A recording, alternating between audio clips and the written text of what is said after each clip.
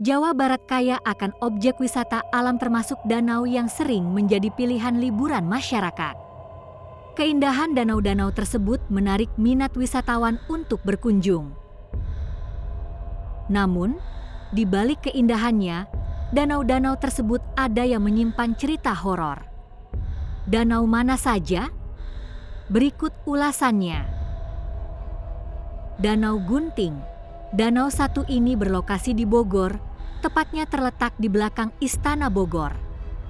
Konon menyimpan mitos sebagai tempat huni dari makhluk astral, makhluk gaib hitam berukuran besar dan noni Belanda yang disebut-sebut suka muncul di tengah danau yang berbentuk seperti pulau kecil. Penampakan sosok noni Belanda ini kabarnya cukup sering dilihat masyarakat sekitar. Danau Sanghyang. Danau yang banyak dikelilingi pepohonan kiara ini terletak di Jalan Raya Cibalanarik Cilolohan ini seperti kebanyakan danau lainnya, punya pemandangan indah dan suasana yang tenang. Namun, situs satu ini kabarnya menjadi tempat berkumpulnya makhluk halus seperti jin dan siluman. Danau Cikaret, salah satu danau yang ada di Bogor, yang disebutkan juga terkenal di kalangan masyarakat sebagai Danau Angker di Jawa Barat.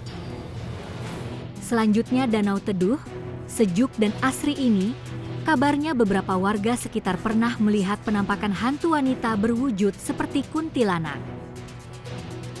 Situ Bagendit, situ yang masuk di kawasan Garut, Jawa Barat ini menyimpan kisah tentang Nyai Bagendit yang menjelma menjadi lintah berukuran besar.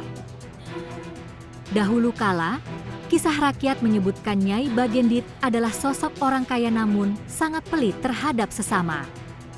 Akhirnya mendapatkan hukuman karma dan tenggelam di danau lengkap bersama seluruh harta kekayaannya. Di Pangalengan ada danau yang bernama Situ Cileunca. Dulunya kawasan ini diketahui hanya area hutan belantara milik orang Belanda bernama Kuhlan. Danau Cileunca kemudian dibangun oleh warga setempat, begitu selesai langsung dijadikan tempat wisata.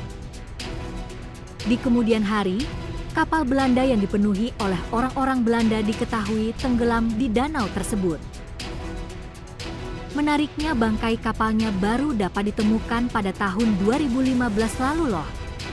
Tak hanya kisah soal tenggelamnya kapal Belanda, tapi di danau ini juga terkenal mitos akan suara wayang. Berawal dari cerita soal rombongan pemain wayang lengkap dengan sinden dan penabuhnya yang disebutkan tenggelam di dalam danau. Konon, penduduk sekitar cukup sering mendengar seperti ada suara pertunjukan wayang pada malam hari.